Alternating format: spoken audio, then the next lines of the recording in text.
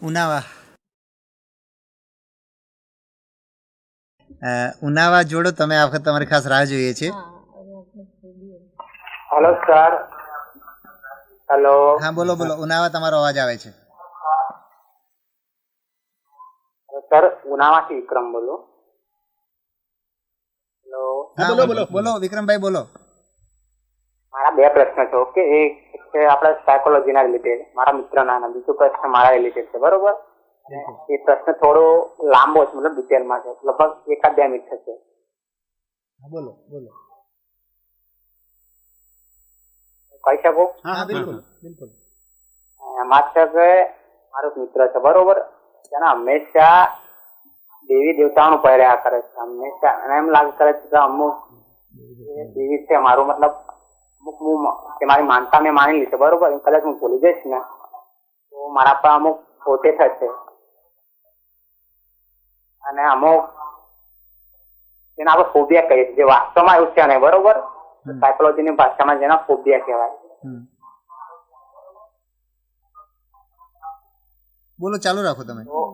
ના, તે ટોળામાં જતા હંમેશા ડરે છે, મતલબ જ્યાં પણ મિત્રો મળતા હોય તે મિત્રોના વર્ગમાં કોઈ દિવસ આવે નહીં, બરોબર, અને અમુક પર્સનની વાત તો ખાલી મને ક્યાં જ કહેશે, માતા પિતાને પણ નહીં કહેતો. તો તમારે શું સલાહ રહેશે આમાં, અને મારે શું કરવું જોઈએ, કઈ રીતના એને હેન્ડલ કરવું જોઈએ? ઓકે, અને બીજો પ્રશ્ન પૂછી રહ્યો એટલે બંનેનો જવાબ આપી દઈએ.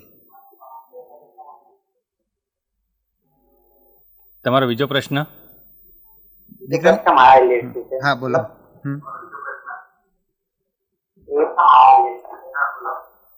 મારો બીજો પ્રશ્ન છે મારા કરિયર અંગે, બરોબર. મને સાયકોલોજીમાં એકદમ ધ્યાન, છેલ્લે હું 11-12 સાયકોલોજી ભણ્યો છું, મનોવિજ્ઞાન. મને બહુ એ કહેવાય એ વિષયમાં બહુ અભ્યાસ લઈ ગમે છે અત્યારના સમયમાં, પણ કોલેજમાં મારે સાયકોલોજી વિષય ભણવો હતો, બરોબર, પણ પેરેન્ટ્સના અથવા અમુક મિત્રોના અથવા અમુક પ્રેશર હેઠળ મારે ઇંગ્લિશ વિષય રાખવો પડ્યો. તો મને ઇંગ્લિશમાં પણ રસ જ છે, પણ એનાથી પણ વધારે સાયકોલોજીમાં છે, બરોબર. અત્યારે હું XY BA ભણું છું, તો હું બંને સાથે કરી શકું ખરા અત્યારે, સાયકોલોજી અને ઇંગ્લિશ બંને? હા, તો તમારા બંને પ્રશ્નોનો જવાબ આપીએ છીએ. પેલું ડરવાળો, ફોબિયાવાળો. વિક્રમભાઈ, આ તમારા જે દોસ્તાર છે એ તમે બરાબર કહ્યું કે એ ફોબિયાથી પીડિત છે. મને એકદમ ચોખ્ખું આટલું જ સમજ્યું કે એમને દેવી દેવતાઓનું ડર છે, કે એમને એવું લાગે કે કંઈ પ્રકોપ થશે ને એમની સાથે કંઈ ખરાબ થઈ જશે, બરાબર. હવે ઘણીવાર આ ખાલી ફોબિયા નથી, ક્યારેક ક્યારેક એ ઓબ્સેસિવ કમ્પલ્સિવ ડિસઓર્ડર નામના રોગમાં પણ આવું થતું હોય. એ બહુ જ સારો પ્રશ્ન છે, કેમ કે આ બીમારીની જાણકારી ઘણા ઓછા લોકોને હોય છે, પણ અમે આજકાલ જોઈએ છીએ કે એનું પ્રમાણ બહુ જ નાનપણમાં, લાઈક 10-10 અને 12-12 વર્ષના છોકરાઓમાં અમે જોઈએ છીએ આ બીમારી. એમાં શું હોય કે એખાદ આવો વિચાર કે જેનાથી આપણે બહુ જ ગભરાઈ જઈએ અને જે સારો નહીં હોય એવું વારંવાર આપણે દિમાગમાં આવતું હોય, જાણે કોઈ જબરદસ્તી આપણા ઘરમાં ઘૂસી આવે એવી રીતે. હવે આ વિચાર આપણે ગમતો ના હોય અને આ ગભરાવી દે એવા વિચાર હોય તો એનાથી માણસ બહુ જ કાયમ ગભરાયેલો હોય, અને એ ગભરામણ ઓછી કરવા માટે એ ક્યારેક કંઈક પગલાં પણ ભરતો હોય. એટલે ધારો કે તમારા દોસ્તને એવું લાગે કે ભગવાન કદાચ મને ગરીબ બનાવી દેશે, કે મારા કોઈ અંગતને કંઈ બીમારી આપી દેશે, તો પછી એનાથી ગભરાઈને કાયમ પછી મંદિરે જાય કે ચડાવો ચડાવે કે માન્યતાઓ માને જાત જાતની, કે વારે ઘડી હાથ જોડે. ક્યારેક ક્યારેક એ આટલું બધું વધી જાય કે 15 વાર હાથ જોડવા સિવાય ભગવાન ખુશ નહીં થશે, કે 3 કંઈ દુર્વા ચડાવવા સિવાય ભગવાન ખુશ નહીં થશે. તો આવા કમ્પલસરીલી, એટલે જબરદસ્તીથી મજબૂર થઈને કોઈ કૃતિ વારે ઘડી પણ કરવી પડે. આ એ OCDનો પણ તમારો મિત્ર ભોગ હોઈ શકે, અને સિમ્પલ એમને ડર હોય તો ડેફિનેટલી એ ફોબિયા છે. ફોબિયા એટલે કોઈ બી વાતનું એ વાત જરૂર કરતાં વધારે બીક લાગવી, એ આપણે એને ફોબિયા કહીએ, અને એના લીધે આપણે વસ્તુને અવોઇડ કરીએ, આપણે એનાથી દૂર ભાગીએ એવો જો, અને પછી એ તમારા રોજિંદા જિંદગીમાં નડવા લાગે, પછી એને ફોબિયા કહેવાય. તો વસ્તુઓ બની શકે. અને એના માટે બહુ જ સરસ દવાઓ આવે, બહુ જ સરસ એની ટ્રીટમેન્ટ છે, પૂરતી સારવાર થઈ જાય. નંબર 1 કે એમાં ઘણીવાર પેશન્ટનું કે જે તમારો દોસ્તાર છે એનું કશું જ વાંક નથી.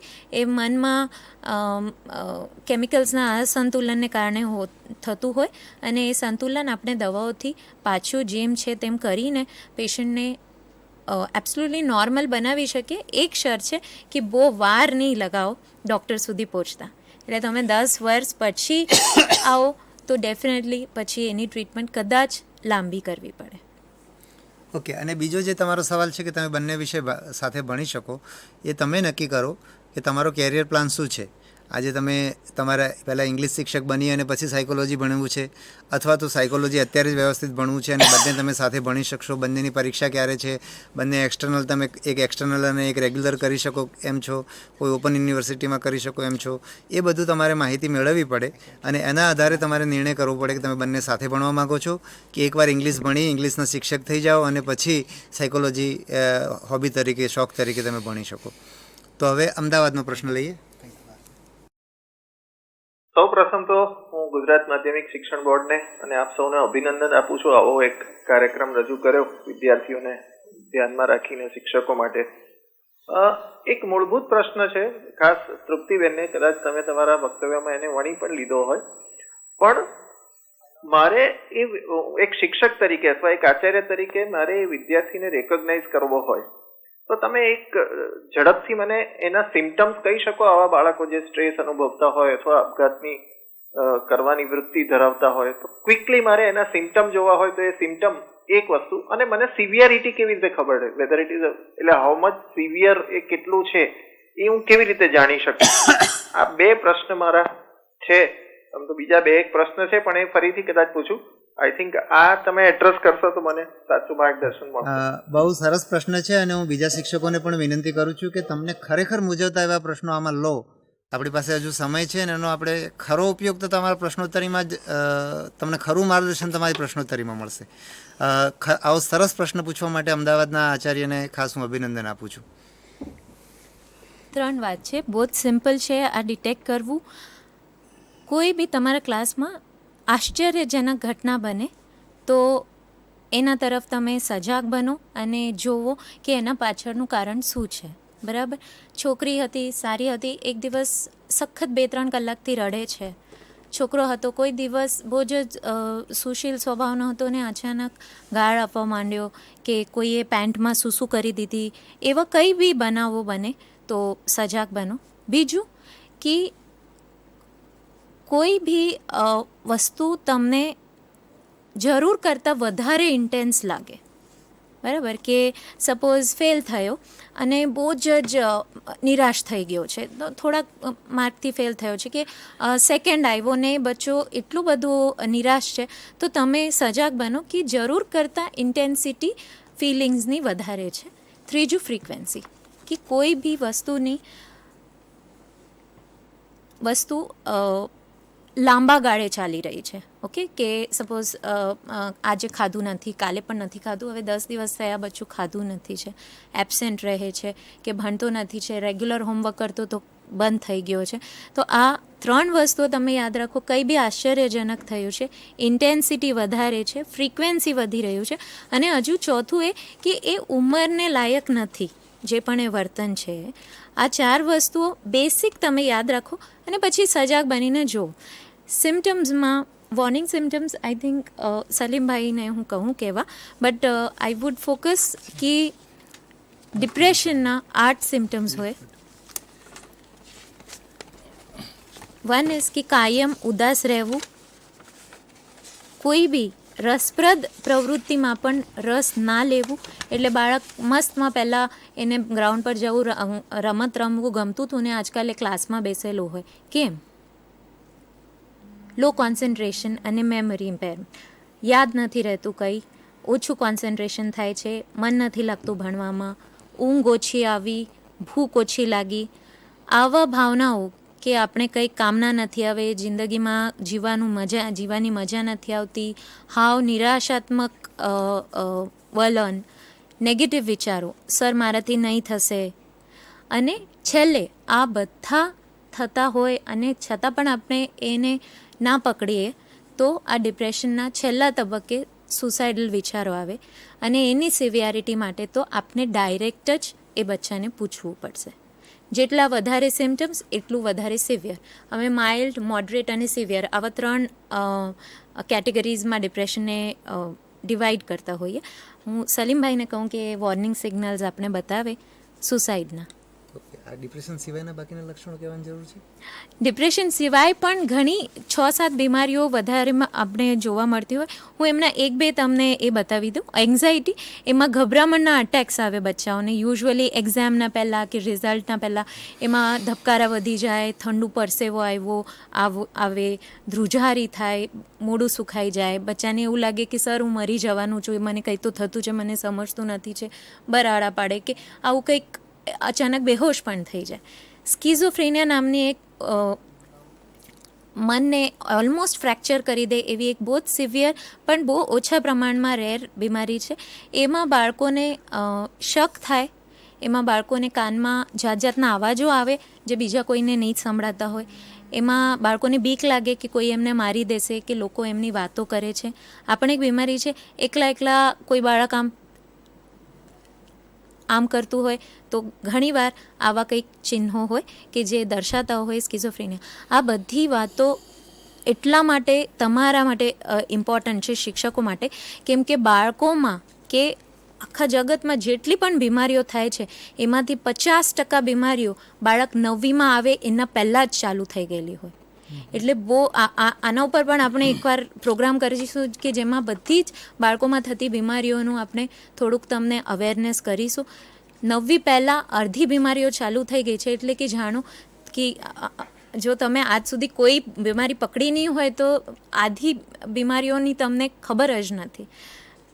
Anxiety disorders, depression, schizophrenia cover થઈ ગયું. ADHD, નાનપણમાં 6 વર્ષથી વધારે બાળક બહુ જ મસ્તી કરે, એક જગ્યા બેસે નહીં, અતિ ચંચલ હોય, એનું ધ્યાન નહીં લાગે, મારાપીટી કરે છે, વસ્તુઓ ખોલીને જોએ, ફાડીને જોએ, ઓછું ઊંઘે, ગાળો આપે કે આનું હજુ તીવ્ર એ હોય તો કડ્ડે, એવું બધું જે વર્તન હોય એ 6 વર્ષ પછી પણ જો કોઈ બાળકમાં જોવામાં આવે તો અમે એને attention deficit hyper activity disorder કહીએ, ADHD. 5મું છે કોન્ડક્ટ ડિસઓર્ડર, કે જેમાં આપણે એ પેલું શિવાની સ્ટોરી હતી કે જેમાં પ્રોપર્ટીનું નુકસાન કરવું, સાંભળવું નહીં કોઈનું, ચોરી કરવી, જે આપણા રૂલ્સ છે એ બધા બ્રેક કરવું, એમ સમજી લો ને કે કોન્ડક્ટ ડિસઓર્ડર છે. ઓપોઝિશનલ ડિફાઇન ડિસઓર્ડર એટલે સાંભળવું નહીં, ડિસઓબિડિયન્સ. મજા આવે એ લોકોને ઊંધું કરવામાં. તો આ બધી મોટાભાગની બીમારી છે. અને સબસ્ટન્સ અબ્યુઝ એટલે નશાની, વ્યસનની બીમારી એ બીજા નંબર પર છે સુસાઇડના માટે. અને હું કાયમ એમ કહેતી હોય કે ડિપ્રેશન અને સબસ્ટન્સ અબ્યુઝ એટલે દુર્યોધનને શકુની મામા મળી જાય તો પછી કેવો બનાવ સર્જાય એ આપણે જોયું છે. તો ડિપ્રેશન સાથે જો સબસ્ટન્સ અબ્યુઝ મળી જાય તો પછી સુસાઇડના જે પ્રમાણ છે એ 2-3 ગુના વધી જાય. Thank you. એટલે જે માનસિક અસ્વસ્થતા છે, બાળકને પર કોઈ પણ એડવર્સિટી આવે, પરીક્ષામાં ફેલ થાય કે એનું ઇન્સલ્ટ થાય કે બીજી કોઈ ઘરમાં કોઈ એનું જે પ્યારું હોય, એના મા બાપ હોય, કોઈ એક્સપાયર થઈ જાય, કંઈ પણ આવી ઇન્સિડન્ટ્સ બને છે, ત્યારે થોડા ક્ષણો માટે, થોડા દિવસો માટે અસ્વસ્થ બનવું એ સામાન્ય છે. પણ મને ખ્યાલ છે 2 અઠવાડિયાથી વધારે જો અસ્વસ્થતા આ બહુ અગત્યની નિશાની છે કે આ માનસિક અસ્વસ્થતા જો 2 અઠવાડિયાથી વધારે ચાલે તો that could be a sign of depression. તો એવા બાળક પર ખાસ ધ્યાન આપવાની જરૂર છે. બાકી જે ક્લાસરૂમ કક્ષાએ, વર્ગ કક્ષાએ તમે કઈ રીતે આ આઈડેન્ટિફાઈ કરી શકો કે આ બાળક કદાચ સુસાઇડ તરફ જઈ શકે છે, તો એની વાત આપણે આગળ થઈ ગઈ છે. છતાં 3-4 વસ્તુ જે અગત્યની છે એ હું ખાલી પાછી નેરેટ કરું છું. મેં જેમ આગળ કીધું તેમ બાળકો ઘણીવાર એવી વાતો પણ કરતા હોય કે હું મરી જાઉં તો સારું, મારી હવે કોઈને જરૂર નથી, મારા દુનિયામાં હવે મારું કોઈ છે નહીં. તો એ વાતો કરે તો એ પણ એક ગંભીર બાબત છે. પ્લસ મેં આગળ કહ્યું તેમ કે ઘણા બાળકોને અમુક બહુ શોખ હોય છે. માનો કે ક્રિકેટ રમવાનો શોખ છે, કે બીજો કોઈ ડ્રોઈંગનો શોખ છે, કે બીજો કોઈ મ્યુઝિકનો શોખ છે, આટલો બધો પેશન હોય એને, ને અચાનક તમને એવું લાગે કે આ શોખમાંથી, આ પેશનમાંથી બાળક વિડ્રો થઈ ગયું છે, કે બાળક હવે સંગીતમાં રસ, એટલો બધો એને સંગીતમાં રસ હતો, પણ છેલ્લા 15 દિવસથી કે મહિનાથી આપણે જોઈએ છે કે બાળક સંગીત પ્રત્યે બિલકુલ અરુચિ બતાવે છે. So that could be a serious sign કે બાળકને કંઈક ડિપ્રેશન લેવલનું અથવા તો સુસાઇડ લેવલના વિચારો આવતા હોય એવું બની શકે. ત્રીજું કે બાળક પોતાની જાત પ્રત્યે બેદરકારી દર્શાવે. જે બાળક ખૂબ જ સ્વચ્છ થઈને, સજ્જ થઈને, સારા કપડાં પહેરીને આવતું હોય ને અચાનક એને કપડાની પડીની હોય, એના વાળની પડીની હોય, ગમે તે હાલે સ્કૂલમાં આવી જાય, તો એવા બાળકોને પણ કદાચ આ માનસિક અસ્વસ્થતા થઈ હોય એવું કહી શકાય. અને ડિક્રીઝ સોશિયલાઇઝેશન, એ એકલું રહેવાનું પસંદ કરે, કોઈની સાથે વાત નહીં કરે, કોઈની સાથે બોલે નહીં, એમ જ કે મને એકલો જ રહેવા દો, મને એકલો જ બેસવા દો, બધા રમવા જાય, બધા પિક્ચર જોવા જાય, બધા સ્કૂલની એસેમ્બલીમાં જાય, પોતે ક્લાસમાં બેસી રહે. જો આવું જોવા મળે તો એક નિશાની હોઈ શકે. અને લાસ્ટલી જે અગત્યની નિશાની છે સ્કૂલમાંથી ભાગી જવું. જે છોકરો કદાચ પહેલાં તમે જુઓ કે બહુ રેગ્યુલર હોય, રેગ્યુલર એટેન્ડન્સ હોય, પણ સડનલી સ્કૂલમાં બંક મારવા મળે, સ્કૂલમાંથી અરુચિ થઈ જાય, સ્કૂલમાં આવે નહીં, ખોટું બોલે, ઘરેથી પેરેન્ટ્સનો ફોન આવે કે સ્કૂલમાં ગયો છે, ત્યાં નથી, શું થયું. તો આ બધા જે બિહેવિયર છે, this could be a sign. આનાથી આપણે કદાચ એવી શંકા કરી શકીએ કે આ બાળક પર સ્પેશિયલ દેખરેખ રાખવાની જરૂર છે. કદાચ આ બાળક કંઈ ખોટું પગલું ભરી લે. અમદાવાદ, તમને આમાંથી કંઈ ફર્ધર કંઈ પૂછવું છે? એક વસ્તુ જે આપે પૂછી, સુસાઇડ કરવાની તીવ્રતા તમે જાણી શકો કે નહીં, તો હા એ પણ છે કે એવું લાગે કે આ બાળકમાં જે તૃપ્તિબેન અને સલીમભાઈએ કહ્યું તેવા ચિહ્નો દેખાય છે, તો એને લિસન કરવા માટે, સાંભળવા માટે પ્રેમથી અલગથી એની સાથે વાત કરી અને એનો વિશ્વાસ જીતી એને ખુલ્લા દિલે એની સાંભળવાનું કે હું તને કંઈ મદદ કરી શકું, તો એ ખુલીને વાત કરી શકે કે માત્ર આ વસ્તુ જિંદગી જીવવાનો આનો શું અર્થ છે, આમને આમ જીવવા કરતાં મરી જવું સારું, માત્ર આટલું છે કે ખરેખર એ વિચારે છે કે ના મારે મરવું જ છે, એને ડિસાઈડ કરી લીધું છે. જો ડિસાઈડ કરી લીધું છે તો એને પૂછવાથી એ હજુ ખુલી શકે, એવું કહી શકે. એવું તમે જો પૂછો કે કંઈ તે પ્લાન બનાવ્યો છે, તો એવું કહી શકે કે હા પ્લાન પણ બનાવ્યો છે. ટાઈમ અને પ્લેસ અને મેથડ, તો એ પણ બાળક કેટલીક વાર ખુલીને કહી શકે. જો આ ટાઈમ પ્લેસ મેથડ સાથેનું જો ક્લિયર કટ ડિમાર્કેશન સાથે હોય તે સિવિયર મોસ્ટ છે. અને તાત્કાલિક જરાક પણ સમય બગાડ્યા વગર તમારે કાઉન્સેલર્સ અને જે તે વ્યક્તિઓને જાણ કરવી અને એને સાથે એકલા ક્યારેય નહીં પાડવા દેવું, એ એક જરૂરી છે. અને મને લાગે છે આમાં તો જીવન મરણનો સવાલ છે, તો કોઈ પણ વોર્નિંગ સાઇન આવે, it should be taken as serious. કારણ કે આપણે જે સ્ટેપ્સ લેવાના છે, આપણે જે કાળજી લેવાની છે, તો લેવાની જ છે. સિરિયસ હોય કે ન હોય, દેટ ઇઝ સેકન્ડરી થિંગ. પણ જરા પણ કોઈ પણ એક સિગ્નલ બી તમને આમાંથી જોવા મળે, ટેક ઇટ સિરિયસ, કારણ કે આ જીવન મરણનો સવાલ આવશે. હા, અને ઘણા બધા કિસ્સાની અંદર કોઈને કોઈ ફોર્મમાં એ સિગ્નલ આપે છે કે અમારે તો જીવવું નથી, જીવવું ઝેર થઈ ગયું છે, આના કરતાં મરી જવું સારું, મરાય કેવી રીતે, આ વસ્તુ ઝેર કેવી વસ્તુ ક્યાં મળી આવે, અહીંયાથી ટ્રેન કેટલા વાગે પસાર થાય, આવી બધી વસ્તુઓની તૈયારી પણ કરતું હોય બાળક. એટલે પેલા બધા જે અમને સિમ્ટમ્સ કયા એ સિમ્ટમ્સ હોય, અને પેરેલલી ક્યાંક તમને આ પ્રકારનો સિગ્નલ મળી જાય છે, તો તમારે એને બહુ જ ગંભીરતાથી લેવું જોઈએ અને એના બધા પ્રિકોશન લેવા જોઈએ. બીજું, તમને આ પ્રકારના બાળકો ધારો કે વ્યસન કરે છે કે તોફાન કરે છે, એટલે એબનોર્મલ છે જ, અને એમાં શક્યતાઓ ઘણી વધારે છે, તો એમાં તમારે સ્ટ્રિક્ટ પણ થવું પડે. તો બંને વસ્તુ તમારે હંમેશા યાદ રાખવાની છે કે બાળક સાથે ધારો કે એનું વ્યસન છોડાવવા માટે તમે કોઈ ખાતે અને એના ઉપર અમુક બંધનો મૂકો છો, રિસ્ટ્રિક્શન મૂકો છો, તો સાથે સાથે તમારે એને પ્રેમનો અહેસાસ કરાવવો પડશે. તમે એના ઉપર બંધન એટલા માટે મૂકો છો કારણ કે તમે એને ચાહો છો, એ મેસેજ તમારે એને ખાસ મોકલવો પડે. નહીતર એવો મેસેજ જશે કે તમે એનાથી નારાજ છો એટલે તમે એની સાથે આવું વર્તન કરી રહ્યા છો. એટલે એ તમારે બાળક જ્યારે આ પ્રકારનું હોય અને તમે એને સ્ટ્રોંગલી, અને આવું તમારે રોજ આવે છે, એટલે તમારા માટે પ્રોફેશનલ હેઝાર્ડ કહીએ તોય ચાલે કે આ પ્રકારનું બાળક જે આવે છે, જેને તમે હેન્ડલ કરી રહ્યા છો, નહીં તો તમારી શાળા ચલાવી તમારે અઘરી પડી જાય, એ બાળક આવતીકાલે સુસાઇડ કરે અને તમારું નામ લખીને જાય એવી શક્યતા રહેતી હોય છે. એટલે આ બંનેમાં તમારે કામ એ કરવાનું છે કે બાળકને તમારે સ્ટ્રોંગલી હેન્ડલ કરવાનું છે, પણ એટ ધ સેમ ટાઈમ તમે એને પ્રેમ કરો છો, તમે આમાંથી બહાર કાઢવા માગો છો અને તમે સરસ જીવન જીવે એવું ઈચ્છો છો, એ વસ્તુ વારંવાર કોમ્યુનિકેટ થવી જોઈએ. અને અમદાવાદ, તમને ફરી પ્રશ્ન હોય તો આ જે બધી માહિતી આપી, જે બધી આ વિષયના નિષ્ણાતોએ આપી છે, એટલે કદાચ આપણને સામાન્ય માણસ તરીકે એમાં હજુ ફર્ધર પૂછવાથી વધારે એનો સારો ઉપયોગ થઈ શકે એવું લાગતું હોય તો તમે ફર્ધર પૂછો. તો અમદાવાદને પેટા પ્રશ્ન ના હોય તો હવે આપણે ઉનાવાને લઈએ. સર, મારા ફરીથી તમે જે આગળ પ્રશ્નનો જવાબ આપ્યો બરોબર, એનાથી થોડો આગળ કરવા માંગુ છું. બોલો. હા, મારા પ્રશ્ન એ છે કે પેલો જે ફરીથી આ બે પ્રશ્ન છે મારા, બરોબર. જે મારો મિત્ર હતો એનો ફોબિયા તો છે જ, સાથે સાથે બે બીજી વિકૃતિ પણ છે. હમ એક છે એના મતલબ અનિવાર્ય ક્રિયા દબાણ અને અનિવાર્ય વિચાર દબાણ. વિચાર દબાણ એ અમુક ક્રિયાઓ એ વારંવાર કરે છે. ઠીક છે? કરે છે ને, પછી હા, અમુક હા. વિચારોને નેગેટિવ જ કરે છે. અથવા મેં તમને આગળ જણાવ્યું એમ દેવી દેવતાના અથવા કોઈ વ્યક્તિઓના બરાબર. અથવા અને તેવાનો હું સલાહ આપું કે ભાઈ ત્યારે તારે મનોચિકિત્સક અથવા તો કોઈ સારા ડોક્ટરની જરૂર છે. બરોબર? તને ડર લાગે છે કે આવું હું કરીશ તો મારી બદનામી થશે, બરાબર. લોકો મને ગાંડો ગણશે, હા હા હા. એટલે એના ડરથી ઈલાજ કરાવવા ના પાડે છે. બરોબર? મને હમ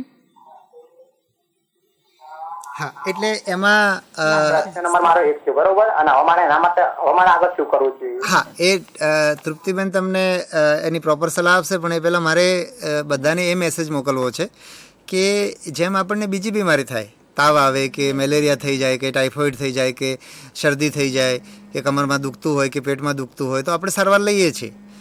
એટલે આપણા શરીરનું મન છે, મગજ છે, એ મન પણ એક આપણા શરીરનું અંગ જ છે. બરાબર? એટલે શરીરના બીજા કોઈ અંગને કોઈ બીમારી થાય ત્યારે આપણે સારવાર લઈએ છીએ, એમ મનની પણ કોઈ બીમારી હોય તો એની સારવાર લેવી જ જોઈએ, કારણ કે એ જ આપણા શરીરનો અંગ છે. એ વસ્તુ આપણે ખાસ તમારા આવા કોઈ પણ મિત્રો હોય એને તમારે જ્યારે આવી સારવાર અપાવવાની જરૂર ઊભી થાય ત્યારે આ રીતનો સંકોચ જે છે એ આપણે ખાસ દૂર કરવાની જરૂર છે. હવે હું તૃપ્તિબેનને આપું. સરે ઓલરેડી બહુ સરસ રીતે તમને જવાબ આપ્યો છે.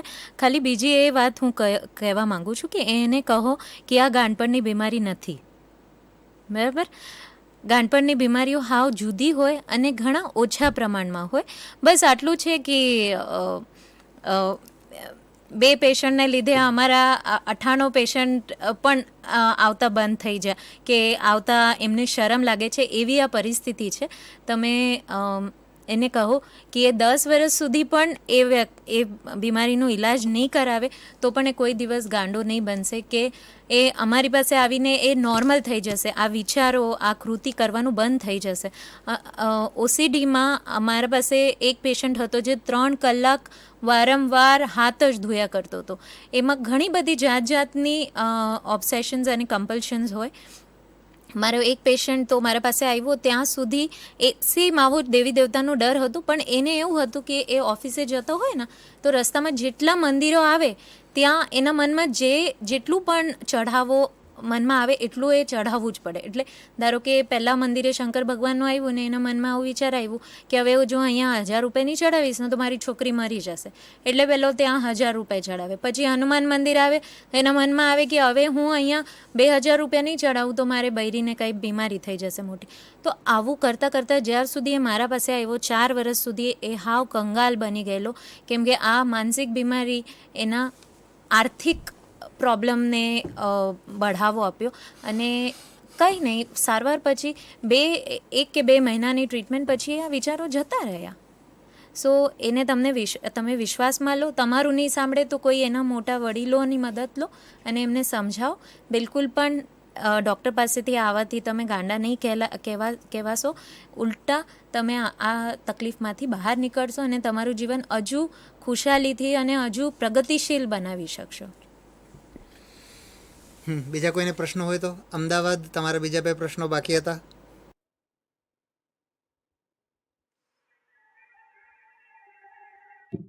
નમસ્તે તૃપ્તિબેન, તમે સંતોષ મળે એવો જવાબ આપ્યો. હવે બીજી એક જે તમે ADHD ની વાત કરી,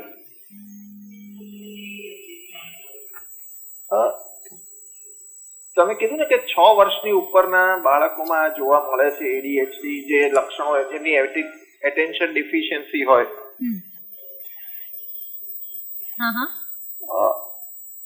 હું ડીલ કરું છું એ 9મા ધોરણના, એટલે 13 વર્ષની ઉપરના બાળકો અમારી સાથે આવે. બરાબર.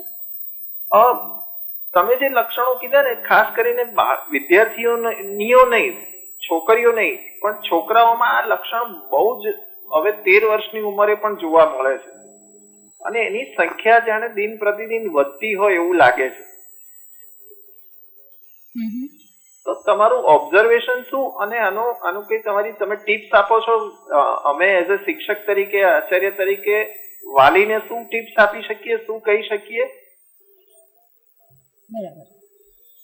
એના વિશે કંઈ તમે કહેશો?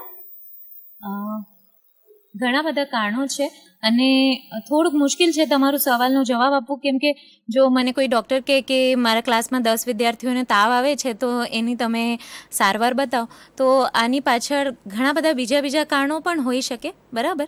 તો પણ નંબર 1 આ છે કે તમે એની તીવ્રતા જુઓ કે એ લોકો જે વર્તન કરે છે એનું ભણતર ઉપર કે એમના દૈનંદિન જિંદગી પર શું અસર થાય છે. જો એ અસર જો કોઈક લોકો સામાન્ય રીતે થોડાક ચંચલ હોય, એવું સ્વભાવમાં પણ હોય, તો આપણે દરેકને કંઈ ADHD લેબલ કરવાનું નહીં હોય, પણ ડેફિનેટલી વી કેન અસેસ ધેમ કે શું કારણ છે આની પાછળ.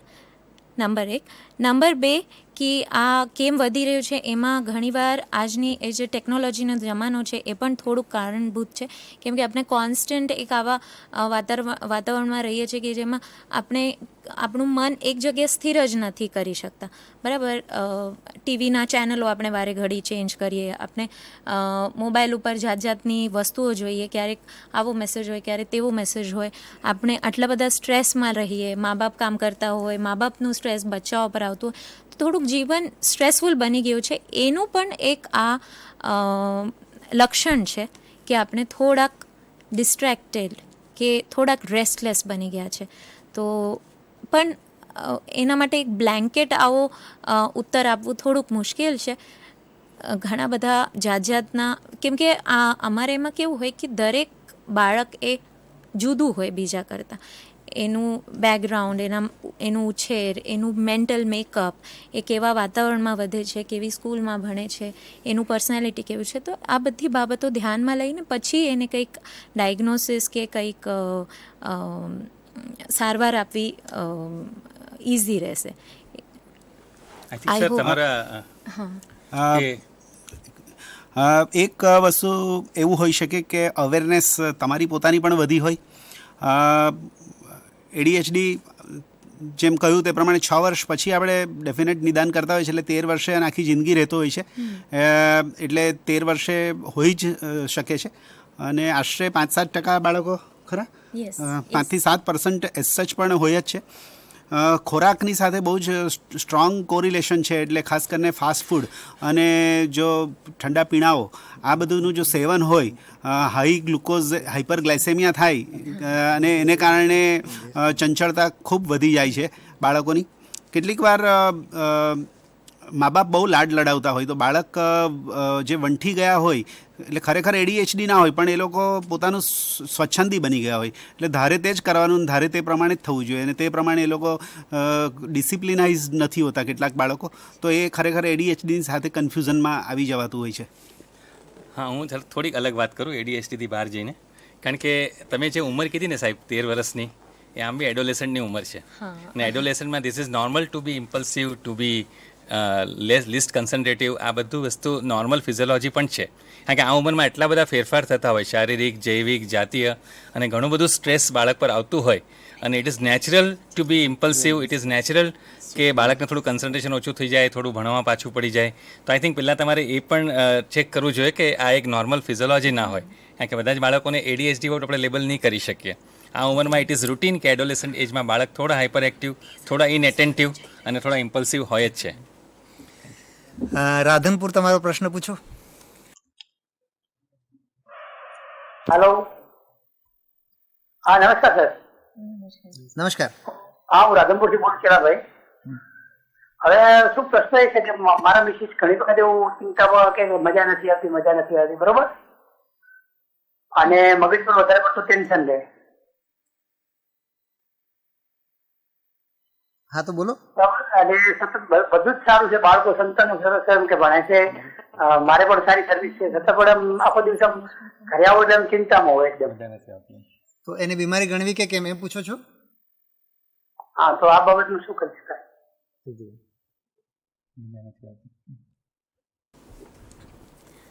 આ પ્રોગ્રામ બહુ લાંબુ ચાલશે ને તો તમને પણ મજા નહીં આવશે. તો મજા નથી આવતી એ થોડુંક બહુ જ કોમન ફિલિંગ છે. જેમ આપણે કીધું કે તમને જાણવામાં થોડુંક સહેલું પડશે કે જ્યારે તમે એની મારા પાસે કોઈ પેશન્ટ આવે તો અમે ડાયગ્નોઝ કેવી રીતે કરીએ? તાવ માટે થર્મોમીટર છે, બીપી માટે બીપીનું ઇન્સ્ટ્રુમેન્ટ છે. તેવું માનસિક બીમારીઓ માટે કશું નથી હોતું. અમે હિસ્ટ્રી લઈએ પેશન્ટની, એની સાથે ખાસો સમય વિતાવીએ, એને જાતના એના નાનપણથી લઈને હમણાં જે એના ઉપર વીતી રહી છે, એ ક્યારથી વીતી રહી છે, એની સાથે કયા બનાવો બન્યા છે, એ કયા દિશામાં જતી રહી છે, વધતી છે, કે એના પાછળ કઈ બીજી શારીરિક બીમારીઓ છે. કે ધારો કે તમે જાણીને આશ્ચર્ય થશે કે ડિપ્રેશનનું પ્રમાણ બૈરાઓ માણસાઓ કરતાં બૈરાઓમાં ડબલ છે. અને એનું કારણ છે અમારા હોર્મોન્સ. અને ખાલી હોર્મોન્સ નહીં, આ હોર્મોન્સમાં મહિના ભરમાં માસિક જે સાયકલ છે એમાં ચેન્જ આવે.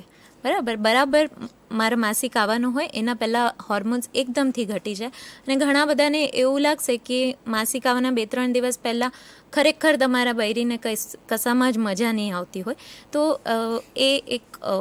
એ પણ એક PMS કરીને સિન્ડ્રોમ, પ્રી મેન્સ્ટ્રુઅલ સિન્ડ્રોમ કરીને ગણાવે છે. પણ થોડુંક હજુ ડિટેલમાં જવાની જરૂર છે. ખાલી મજા નથી આવતી એ ખાસા બૈરાઓનું પ્રોબ્લેમ છે.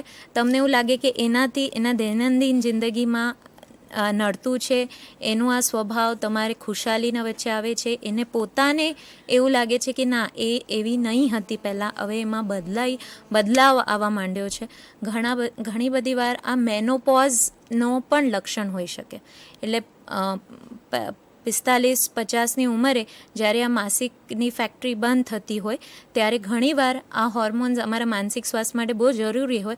તો ત્યારે બૈરાઓમાં ઉદાસીનતાનું પ્રમાણ, યુઝ્યુઅલી આ એ ઉંમરે છે જ્યારે બૈરાઓ સાસુમાં બને છે. એટલે ઘણીવાર સાસ બહુના વચ્ચે જે ઘર્ષણ હોય એના પાછળ પણ આ મેનોપોઝ જ કારણ હોય. તો પ્લીઝ તમે જુઓ કે એ ગંભીરતા કેટલી છે. અને ડેફિનેટલી તમે એમને કોઈની પાસે જઈને, એટલે મને શરીર ગરમ લાગે એટલે હું ડૉક્ટરને કહું કે તાવ છે કે જોઈ લો. તો પછી એ થર્મોમીટર ચેક કરે ને કે ના નોર્મલ છે, આ કંઈ નહીં, એમ જ ગરમ લાગે છે શરીર. તો એવું તમને કોઈક તમારા ફેમિલી ડૉક્ટર છે કે એ કોઈના પાસે તમને મોકલે તો તમે એમને એક અસેસ કરાવી શકો. અને મને લાગે છે કે જેમ આપણે તાવમાં પણ શરીર ગરમ થાય ત્યારે તાવ નથી ગણતા, અને વધારે થઈ જાય પછી આપણે મતલબ આપણને લાગે કે ખરેખર તાવ છે ત્યારે આપણે ડૉક્ટર પાસે જઈએ છીએ. આમાં પણ મને લાગુ પડતું એવું લાગે છે. અને જેમ તમે પેલી ઇન્ટેન્સિટીની વાત કરી એ મુદ્દાઓ પણ અહીંયા લાગુ પડશે. બરાબર. એવું કંઈક મજા નથી આવતી એ 2 કલાક થી કે 2 અઠવાડિયાથી વધારે હોય તો ડેફિનેટલી આપણે થોડીક ચિંતા કરી શકીએ અને એમને સરસ ડૉક્ટરને બતાવી શકીએ. હા, અને મને એમ લાગે છે કે એ પણ હમણાં આવેલો ફેરફાર છે. પહેલાં એક સ્વભાવ જુદો હતો અને અત્યારે એકાએક આ બદલાવ આવી ગયો છે. તો આપણે એને બીમારી તરીકે લઈએ અને એના માટેના બીજા કારણો નથી. ધારો કે કૌટુંબિક એવી સ્થિતિ આવી એના કારણે એમને ટેન્શન થઈ ગયું છે, અથવા તો મેનોપોઝના કારણે ટેન્શન થયું છે. એ પરિબળો પણ આપણે એને જોવા જોઈએ. અને બીજું એ કે આપણે આપણા વર્તનમાં બદલાવ કર્યો. એ બેન એ પર્ટિક્યુલર પરિસ્થિતિમાંથી પસાર થતા અથવા એમના સ્વભાવમાં આપણે આ બદલાવ જોયો અને એમને આપણે વધારે સારી સહાનુભૂતિ આપી, ઘરમાં સપોર્ટ આપ્યો અને એ પરિસ્થિતિમાંથી બહાર નીકળી ગયા. તો એ બીમારી નહોતી, એક એવો ફેઝ હતો જે આપણા સપોર્ટથી એમાંથી પસાર થઈ ગયા. બરાબર. પણ આ બધું આપણે કરીએ છીએ અને છતાં પણ, અને પહેલાં આવું નહોતું અને હવે થયું છે ને વધતું જાય છે તો બીમારી છે. જેમ આપણે તાવમાં નક્કી કરીએ છીએ કે આજે આ શરદી છે તો સામાન્ય શરદી છે કે નહીં, હવે તો ડૉક્ટર પાસે જવું જ પડશે, એના જેવું છે આની અંદર પણ.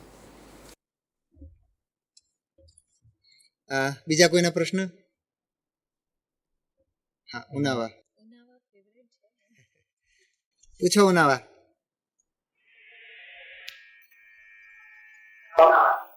હેલો સર, માફ કરજો, મારો આ બીજો સવાલ છે, બરોબર? પણ તે કહેવાય કે મારા તમે સવાલો પણ આ છે, પણ છેલ્લો કદાચ મારો પ્રશ્ન અત્યારે. કંઈ જ વાંધો નથી. કોઈ પણના પ્રશ્ન બધાના માર્ગદર્શક નીવડે છે, એટલે બધાને વિનંતી છે કે પ્રશ્નો હોય તો આપણી પાસે મર્યાદિત સમય છે, ઝડપથી પૂછો. તો છેલ્લો પ્રશ્ન મારો સાંભળી લેશો? હા, બિલકુલ, બોલો આપ. તમે જે હવે મારા ખુદના કરિયર વિશે છે, બરોબર? થોડો ટોપિક અલગ છે અત્યારના જે વિષય છે એના, પણ છતાં તમે જવાબ આપી શકો છો? બિલકુલ.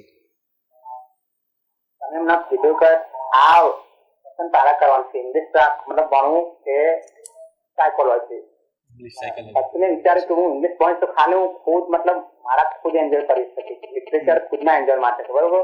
હું સાયકોલોજીસ્ટ ભણીશ તો હું ઘણા બધાને સલાહ આપી શકીશ, મતલબ બીજાને ઉપયોગી બનીશ.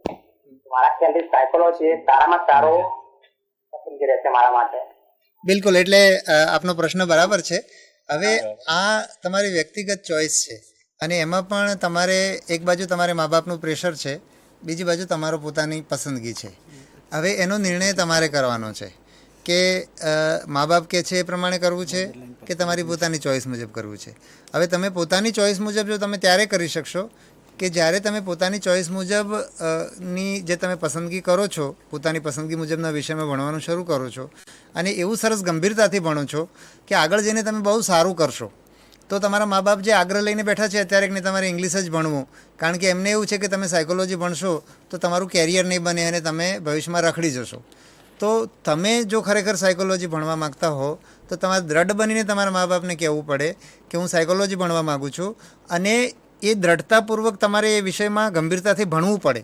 તો તમારા મા બાપનો જે શરૂઆતનો કદાચ વિરોધ હોય પણ તમે મહિનો 2 મહિના આ રીતે ભણતા જોશે તમને, તો એમને પૂરેપૂરો વિશ્વાસ બેસે કે નહીં, છોકરાએ સાયકોલોજી પસંદ કર્યું છે પણ આમાં પાર ઉતરી જશે અને સરસ આગળ કરશે.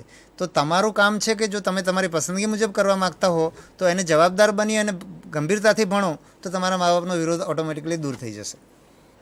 અને અત્યાર સુધી જે પ્રશ્નો પૂછાયા છે એમાં ખરેખર બહુ સરસ પ્રશ્નો આવ્યા છે. એટલે જે અમારી ઈચ્છા હતી કે આપણે ગઈ વખતે જે સલાહ આપી અને ખાસ કરીને લેક્ચર મોડમાં જે કહ્યું એના કરતાં આ વખતે લોકોને જે પ્રશ્નો થાય છે એનો જવાબ આપીએ, તો અત્યાર સુધી ખરેખર બહુ સરસ જવાબ આવ્યા છે. અને એ જવાબમાંથી ઘણા બધા એટલે જેણે પ્રશ્ન પૂછ્યો છે એ સિવાયના ઘણા બધા લોકોને ઉપયોગી થઈ શકે એમ હતું. તો આપના પ્રશ્નોની અને એક તમારા જે પ્રશ્નો છે એના અનુસંધાને હું આપને એક આ પુસ્તક બાળકોનું માનસિક સ્વાસ્થ્ય અને સમસ્યાઓ, મોટાભાગે આજના વક્તા એટલે તૃપ્તિબેન અને બીજા 2 જણ હા, તો ડૉક્ટર આરતીબેન, ડૉક્ટર કેતનભાઈ ભરડવા અને આપણા આજના વક્તા તૃપ્તિબેન, એ ત્રણેય જણાએ ભેગા થઈને આ પુસ્તક બનાવ્યું છે. અને સુરતના જિલ્લા શિક્ષણ અધિકારીએ પ્રયાસ કરી અને એ પુસ્તક ત્યાંથી સ્પોન્સર શોધી અને દરેક શાળામાં મોકલ્યું છે. એટલે આજે જે તમે સવાલો કર્યા છે એ સવાલોના જવાબની સચોટ માહિતી એ પુસ્તકની અંદર ઉપલબ્ધ છે. ઓફકોર્સ તમે જ્યારે પ્રશ્ન પૂછો ત્યારે ઘણી બધી પ્રેક્ટિકલ માહિતી અમે આપી શકીએ છીએ. એટલે તમારો કોઈ પ્રશ્ન હોય તો પૂછો, નહીંતર પછી આપણે કાર્યક્રમ અહીંયા પૂરો કરીશું. તો હવે પ્રશ્ન ના હોય તો હું અંતિમ માહિતી આપી દઉં. દરેક જિલ્લાની અંદર ચાઇલ્ડ લાઇન છે 1098 એટલે 1098. કોઈપણ બાળક 0 થી 18 વર્ષના બાળકો પોતાની કોઈપણ તકલીફ માટે એ ચાઇલ્ડ લાઇનનો સંપર્ક કરી શકે છે.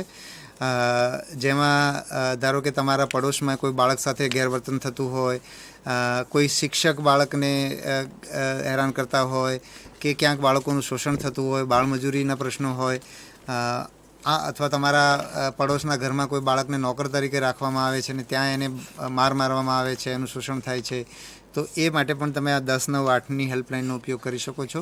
એ સિવાય દરેક જિલ્લાની અંદર કલેક્ટર ઓફિસ અથવા તો જ્યાં જિલ્લા સમાજ કલ્યાણ અધિકારીની ઓફિસ હોય ત્યાં આગળ બાળ સુરક્ષા એકમ છે, એની તમે કોઈપણ બાળક માટે મદદ લઈ શકો છો. મને યાદ છે કે અમારા મિત્રોના જ અમારા એમના ડૉક્ટર મિત્ર છે, એમના ત્યાં જ ભાવનગરના એક બહેનનો ફોન આવેલો. એમનો દીકરો ચોરી કરવા માંડેલો અને હવે એને કેવી રીતે મદદ કરવી, તો અમે બાળ સુરક્ષા એકમની મદદ લીધી અને એ સરસ રીતે એ બાળક હેન્ડલ થઈ ગયો અને ચોરીની પ્રક્રિયામાંથી બહાર નીકળી ગયો.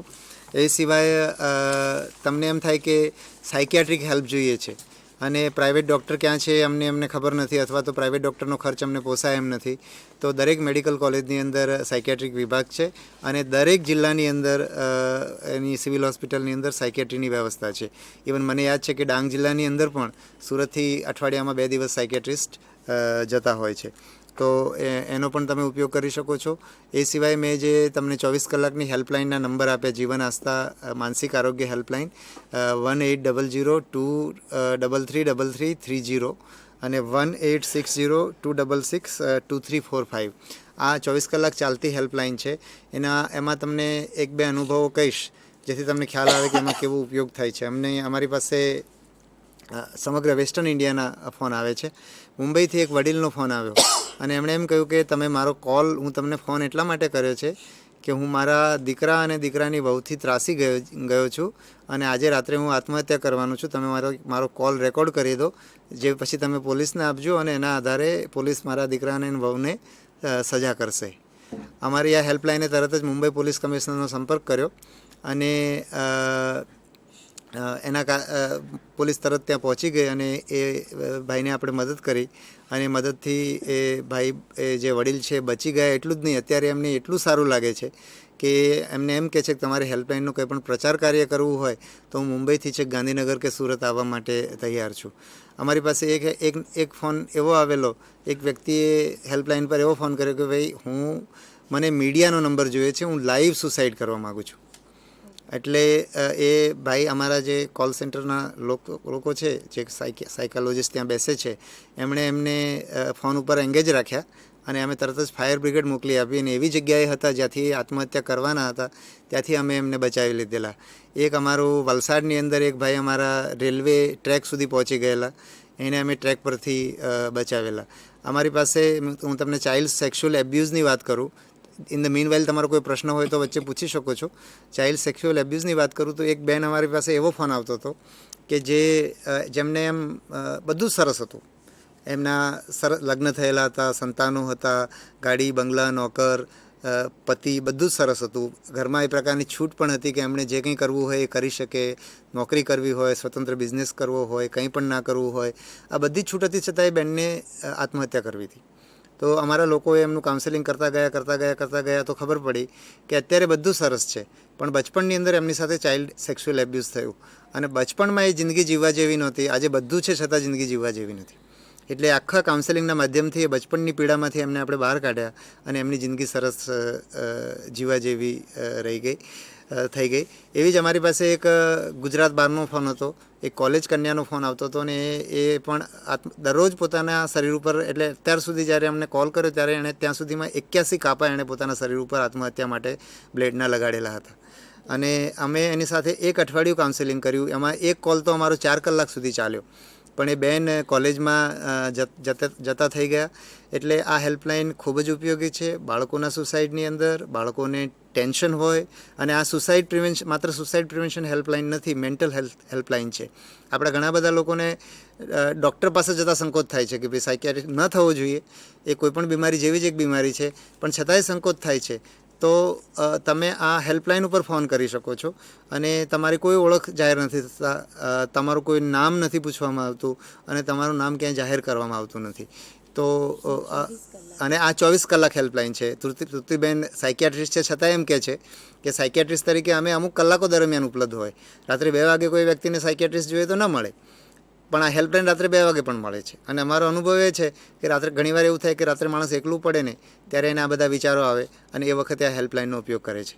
એટલે મારી આપ સૌને વિનંતી છે કે આના નંબર આજે આપણે ડિસ્પ્લે કરેલા, એ નંબર તમે તમારી શાળામાં ડિસ્પ્લે કરો, તમારા મિત્રોમાં, કે ક્યાંય પણ તમને કોઈ પણ વ્યક્તિ આત્મહત્યા કરવાની સિગ્નલ આપે છે.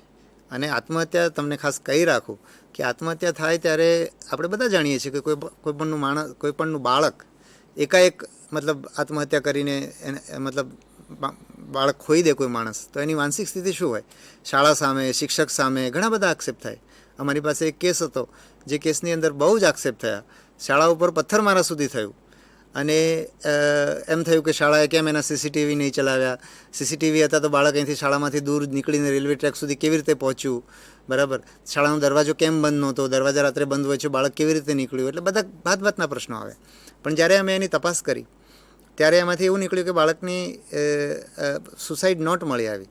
એની જે છાત્રાલયમાં રહેતો હતો એ છાત્રાલયના એના અરીસાની પાછળના ભાગમાં એણે સુસાઇડ નોટ ભરાવીને રાખેલી હતી. એટલું જ નહીં, કદાચ આપણે નોટ તો કદાચ ક્યારેય ના મળી હોત, પણ એ બીજા વિદ્યાર્થીઓને પૂછતો હતો કે મરવું હોય તો કેવી રીતે મરાય. તો આ એક સિગ્નલ છે. અને દરેક આત્મહત્યા, મોટા ભાગે 95% લોકો આત્મહત્યા કરતાં પહેલાં આ પ્રકારના સિગ્નલ આપે છે. કાં તો એ પ્રકારનું એબનોર્મલ વર્તન હોય, અથવા તો આ રીતે મારે જીવવું નથી, આના કરતાં મરી જવું સારું, ભગવાન બોલાવી દે તો સારું, મરાય કેવી રીતે, આના કરતાં ઝેર પી લેવું સારું.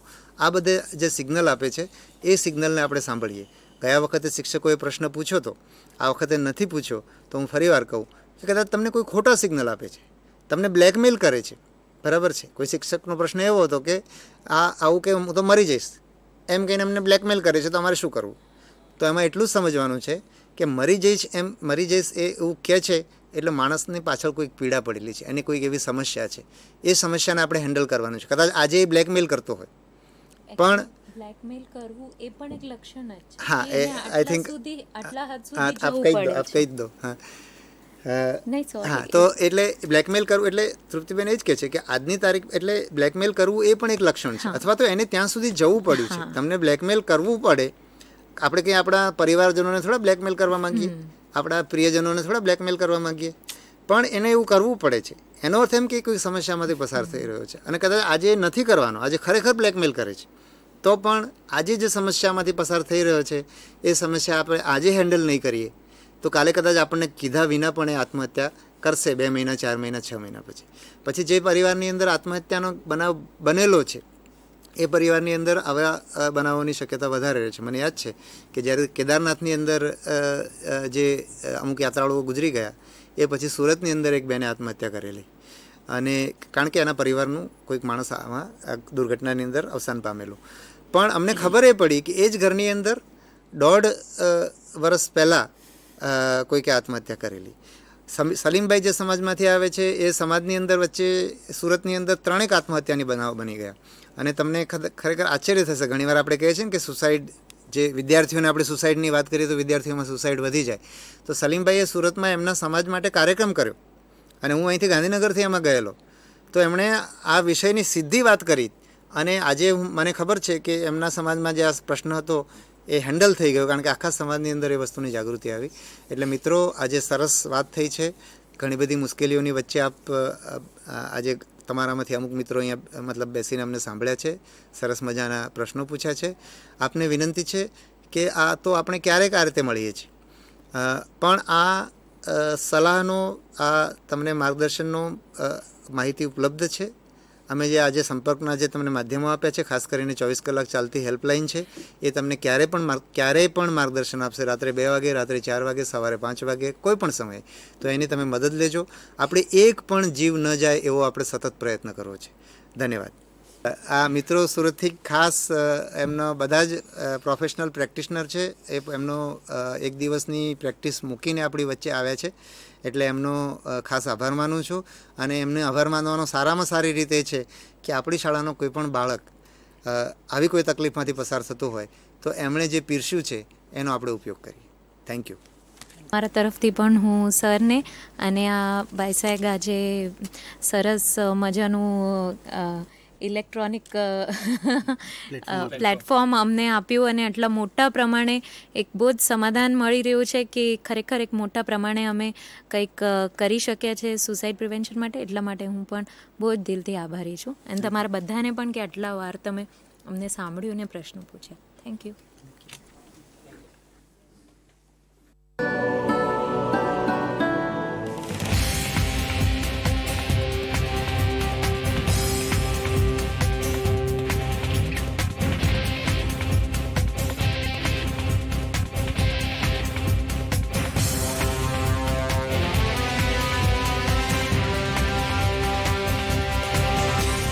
વંદે ગુજરાત.